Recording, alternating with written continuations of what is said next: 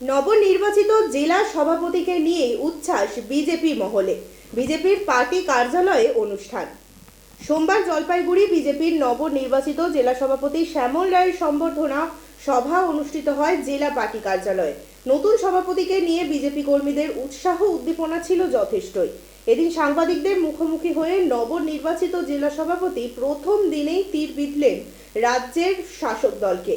বললেন, পশ্চিমবঙ্গে 2011 সাল থেকে স্বৈরাচারী শাসন ও শোষণ চলছে, আর সেখান থেকে মুক্তি চায় মানুষ। সঙ্গে আর কি বললেন তিনি, শুনুন।